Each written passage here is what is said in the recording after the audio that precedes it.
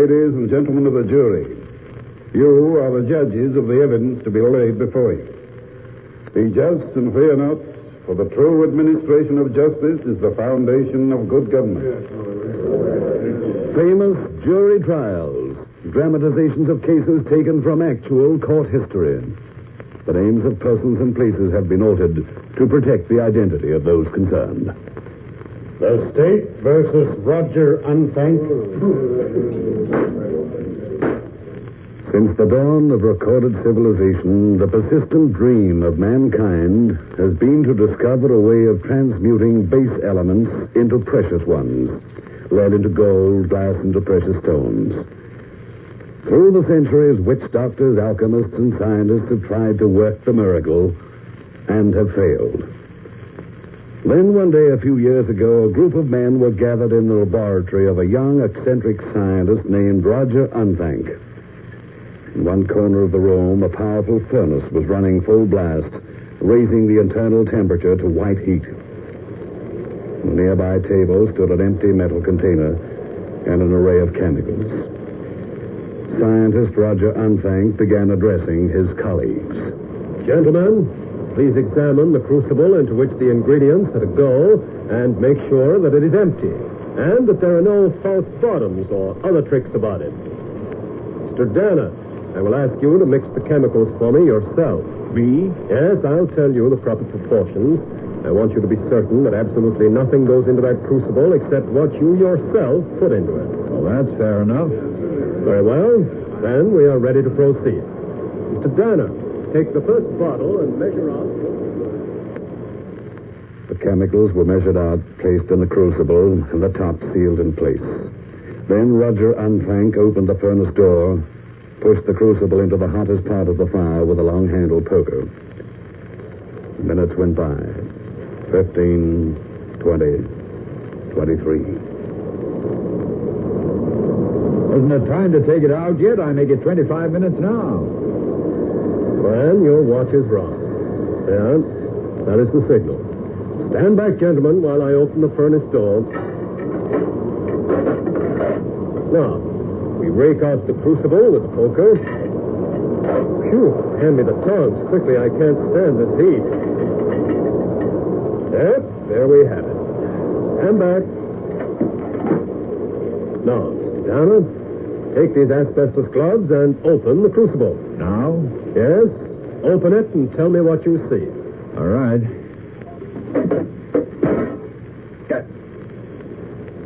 Diamonds. Oh, let me examine one of those stones. You better use the gloves. They're hot. Gentlemen, this stone cannot be distinguished from a genuine diamond. It is a genuine diamond, gentlemen.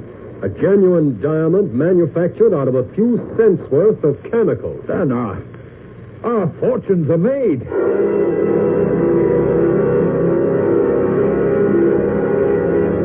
Famous Jury Trials presents The State versus Roger Unthank. We'll have tonight's story after this message on KNBR 68. Truth, nothing but the truth? I do. Mr. Danner, were you present at the experiment in Roger Unthank's laboratory last May 21st? Yeah, I was there. What became of the diamonds which were taken from the crucible at that time? Unthank gave them to me to permit me to have them examined. Mr. Danner, I show you 4 uncut diamonds and ask you if you recognize them. Yeah. Those are the stones he took from the crucible. I offer them in evidence. Let them be considered marked. Did you have them examined? Yes. I took them to a dealer in New York and had him appraise the stones. When William Danner took the diamonds to be appraised, the jeweler told him the stones were worth $1,000 and offered to buy them if Danner could get a certificate of origin for them, a certificate which must accompany any sale of uncut diamonds, stating where they were mined. Danner then took the stones to a super expert, one of the few men who can tell by looking at a diamond the exact mine from which it was taken. Without hesitation, the expert said that the diamonds Danner showed him came from the premier mine in South Africa. What did you do then, Mr. Danner? Well, I'd only taken the stones to the expert to see if he could tell the difference between these diamonds, which I thought were synthetic, and real diamonds. I was gratified that the stones deceived him. But I was a little uneasy on account of his very positive statement that they came from a particular mine. Objection. The witness's thoughts and speculations are not evidence. Strike that part out. It was possible, of course, that the characteristics of the artificial diamonds corresponded more closely to those taken from the premier mine than to any others, and the expert had thus been deceived. And, I went to Mr. Unthank and I told him I wanted another demonstration. The same witnesses were present, but I also had a well-known magician attend the proceedings to see if he could detect any trickery. And did he? No, he didn't. Unthank again produced some diamonds in the crucible, and the magician said he could see no way in which they could have been introduced into it by Unthank. You were convinced that Unthank actually made these diamonds out of a handful of chemicals then? Yeah, I was. And when he asked me if I'd be willing to give him the backing to build a factory to make diamonds commercially, I agreed to give him $100,000. And did you actually give him this money? Yes, I did. Later on, he showed me the deed to a factory site that he bought out west. Well, months passed, and Unthank kept telling me that we'd go into production any minute. But finally, I became suspicious and decided to visit the factory which he'd told me was being built. Yes. Well, when I got there, after a long, hard journey, I found there was nothing on the property but a deserted wooden shed. So then I realized I'd been swindled, and I made a complaint to the authorities. Strike out the part concerning swindling. I see. Well, that's all, Mr. Danner. Your witness. Mr. Danner, at the experiment, the first one, you saw nothing wrong, did you? No, I didn't see anything. No, sir, but Nor at the second experiment? Well, now, look here, sir. Answer the question, please. Can you or any other eyewitness testify to any trickery in either experiment? No. Your only complaint against the defendant is that there was some delay in the building of the factory, isn't it? He had no intention of ever building it. I ask that the answer be stricken as not responsive. Strike it out. Answer the question, please. But I can't answer it without giving a grossly incorrect impression to the jury. Answer it anyway. You have no proof of any misdoing on the part of the defendant, except that the factory has not yet been built? Well, no. That's all, Mr. Danner. Yeah, but all the evidence goes to show... That is all, Mr. Danner. Well, yeah, okay. Call Eric Poe. Eric Poe! Eric Poe! Eric Poe! Mr. Poe, your occupation? I'm a jeweler. In the ordinary way, could you identify uncut diamonds that had passed through your hands? I believe so, sir. Mr. Poe, I show you these diamonds here, People's Exhibit number 1, and ask you if you recognize them. Here, let me see. I may examine them with the glass? Certainly. Yes. Yes, these diamonds were bought from me. Who bought them? A man named Ernest Ferber. He bought them from me, it must be a year and a half ago. And these diamonds here, taken from Mr. Unthank's crucible, are the same ones you sold to Mr. Ferber? Yes, sir, I'm not mistaken. They are the same. Thank you, Mr. Poe. Your witness. Mr. Poe, you recognize these diamonds here without any hesitation, although you sold them a year and a half ago? Yes, I recognize them. Mr. Poe, I have a diamond here. Can you tell me if you ever handled it? I may examine it? Certainly. Yes, I recognize him. Now, Mr. Poe, to whom did you sell that diamond? Why, I sold it to you, sir, only 3 days ago. Sure of that? Certainly. Mr. Poe, I show you another diamond. Do you recognize it? Why, this is the diamond I sold you. Oh, this one, and not that other one. Yes, this one. I was mistaken. They're almost exactly alike. Just so. You did not sell me that other diamond 3 days ago, as you swore under oath. No, sir, but... But you can easily identify the diamonds you sold 1.5 years ago to Mr. Ernest Ferber. Well, sir, the diamonds... That's all, Mr. Fall. Call Ernest Ferber.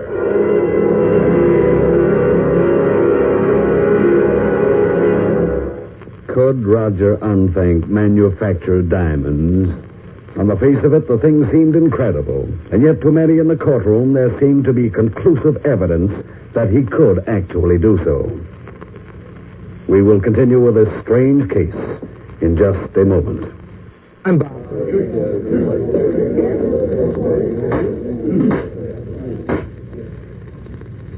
In the courtroom, Ernest Ferber took the stand and testified that he had bought from the dealer, Eric Foe, diamonds identical with those which Roger Unthank claimed he had manufactured. Ferber said he had given the diamonds to a girl named Louise Lafarge, and that shortly after this, Louise Lafarge had become a close friend of Roger Unthank's. Then the prosecution, contending that the uncut diamonds were not manufactured by the scientist, but had been given him by his friend, Louise Lafarge, rested its case. And the defense lawyer rose to open the case for Roger Unthank. Your Honor, ladies and gentlemen of the jury, the defendant, Roger Unthank, is one of the great inventors of our time. He has actually discovered how to make synthetic diamonds.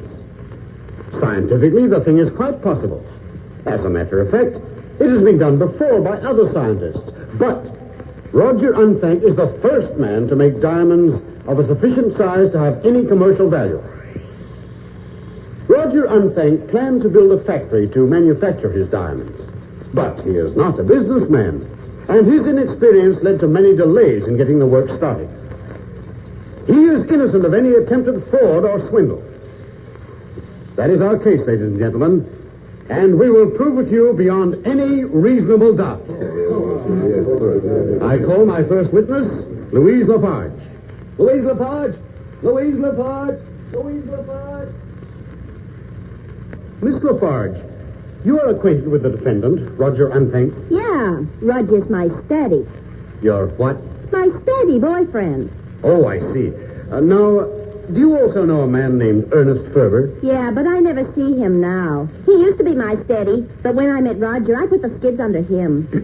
Did Mr. Ferber ever give you any presents of jewelry? Well, maybe a few trinkets now and then. Nothing to get excited about. Did he ever give you any uncut diamonds? Diamonds? I should say not. And if he did, I wouldn't have accepted them off of him. No respectable girl would. Did you ever give any diamonds to Mr. Unthank? Say, who do you think I am, Santa Claus? You didn't, then? No, I didn't. I never had none to give. Thank you, Miss Lafarge. That's all. Your witness. Miss Lafarge, are you aware of the fact that Ernest Ferber has sworn that these diamonds here are the very ones he gave you 1.5 years ago? Oh, he did, Daddy, the rat. Well, I don't care what he swore. He's just trying to make trouble for Roger and me because he's jealous. Your Honor. Oh, I know his kind. He'd swear to anything to get even with me and Roger. Your Honor, I ask that all of this be stricken out as not responsive, incompetent, irrelevant, and immaterial. Yes, strike it out. I'm surprised he didn't swear I'd stolen off him. That's all, Miss Lafarge. Well, all I can say is... Never mind all you can say. We've had a fair sample. Stand down, please. Well, of course, if you don't want the truth.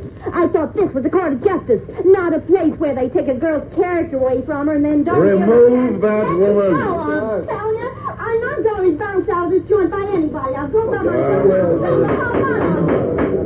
And call Roger Unthank. Roger Unthank testified without any hesitation that he could and had made diamonds with his secret formula. The diamonds introduced into evidence had been manufactured by him. He denied that he had in any way misappropriated the funds entrusted to him by William Dana, explaining the delay in building the factory and the heavy expenditures as solely due to his lack of business experience. Then the district attorney began his cross-examination. Mr. Unthank, you say you can make diamonds synthetically. Yes, I said that any number of times. You could, of course, give the court and jury a practical demonstration of your remarkable gift. Certainly. Not here in court, but in my laboratory. Your Honor, I move that the court be adjourned to Mr. Unthank's laboratory, where the jury can witness an actual demonstration of this scientific miracle. I object, Your Honor. If the defendant should fail in this one test, it would harm his case irreparably with the jury. Whereas he has succeeded in other tests, as various witnesses have testified. And not one of them could show that there had been any trickery. I will leave the decision to the jury. If they want a demonstration, I will allow it. Your Honor, Yes, Mr. Foreman? the jury is unanimous. If agreeable to the court, we should like to be removed to Mr. Unthank's laboratory for demonstration. Very well. I grant the motion and order the court adjourned. The district attorney had set his trap, and the defendant, Roger Unthank, had no choice but to walk squarely into it. For if he refused to try and manufacture diamonds, the fact of his refusal would weigh heavily against him with the jury, probably even more heavily than if he accepted the challenge and failed. And as the jury and experts appointed by the court gathered in Unthank's dingy laboratory to witness the experiment, many wondered if this attempt were not merely a courageous bluff. The furnace was roaring, and when the heat had risen to the proper temperature, the district attorney himself mixed the chemicals according to Roger Unthank's directions. Then the crucible was placed in the flames and the furnace door slammed shut. The witnesses waited impatiently as the 25 minutes passed. When the crucible was removed from the furnace and opened, it was found to contain only a few particles. Yes. Well, gentlemen, this is a genuine diamond, all right. Although it is so small as to have no commercial value. Diamond or not, the experiment is a failure. These little particles aren't worth a cent. And the diamonds he claimed to have made for Mr. Dana were fine stones of real value. This experiment proves that Unthank can't make such stones. Pardon me, sir, but it proves nothing of the sort. The size of the stone is entirely a matter of chance. I cannot control it. The important thing is that the chemicals in the crucible have been transformed into diamonds. That's all I claimed I could do. And I've proved that I can. Back in the courtroom, the district attorney maintained that Unthank's demonstration had failed. Finally, both sides rested their cases, and at the direction of the court, the defense attorney began his summation of the evidence for the jury. Your Honor, ladies and gentlemen of the jury, when I first came before you, I told you that Roger Unthank was a great scientist and inventor, but unfortunately a poor businessman. We have proved that contention. The district attorney has charged that Roger Unthank misused the funds entrusted to him. But all he can show is that Unthank never managed to make up his own mind what was the best course to follow in building a factory. Large quantities of material seem to have been bought and allowed to deteriorate because nothing had been decided as to how they were to be used.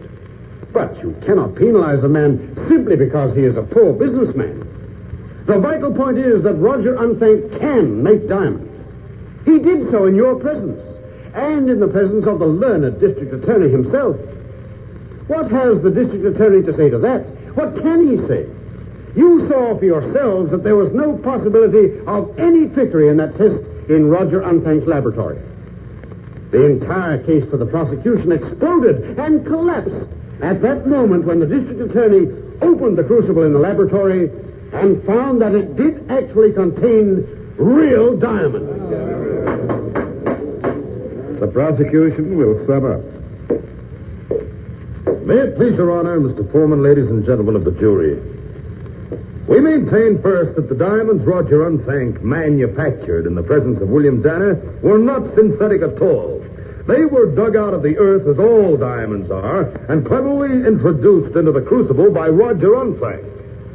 We have traced the history of those diamonds step by step, from the dealer, Eric Poe, who sold them to Ernest Ferber, who gave them to Louise Lafarge, the present intimate friend of the defendant. That is a clearly defined trail, ladies and gentlemen, leading directly to the defendant.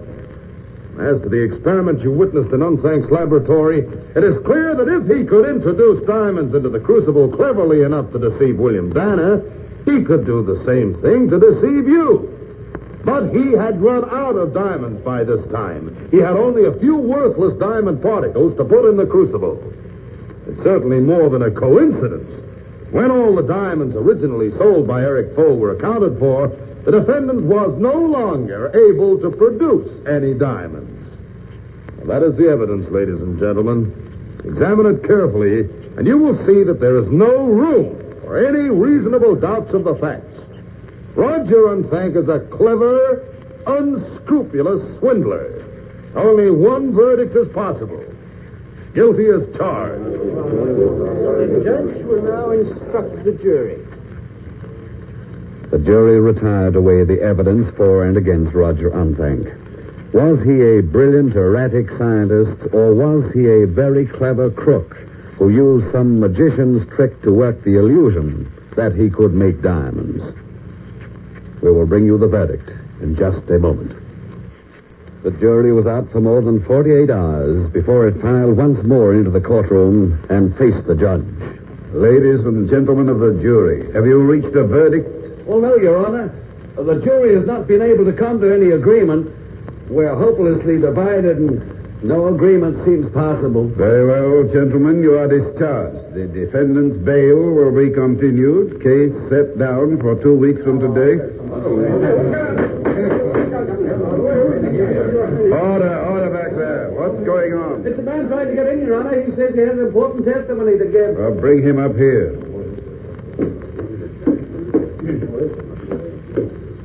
Who are you, sir? My name is Henry Colt, Your Honor. I'm a broker. I have evidence which I think it is very important should be heard in this case. Why did you not come forward at the proper time and give it? I was traveling abroad on business and only got back earlier today. I see. Well, it is too late for you to give your testimony to this jury. It has reported a disagreement and has now been dismissed. However, we will hear what you have to say. If you will take the stand, please, I will question you myself. No, it will not be necessary to swear him in, Mr. Clark. This testimony is not for the court record. Now then, Mr. Colt, what have you to tell the court? Well, about 6 months ago, a man I know as Roger Unthank came to my office. He said his business was very important, and so I gave him a hearing. He wanted me to let it be known that I would finance him in the production of diamonds on a commercial scale. He said the stocks of the great diamond companies will slump on the exchange to a fraction of their true value. We buy them up at that low price, and then I announce that I am mistaken. I cannot make diamonds after all. Stocks go up to their real value, and we make several $1 million apiece. Oh, then you can't really make diamonds. No, I can't. But don't worry about that. I can persuade anybody that I can. Don't worry about that angle of it. I will take care of it. So I told him his proposal was a bare-faced stock exchange swindle, and I would have nothing to do with it.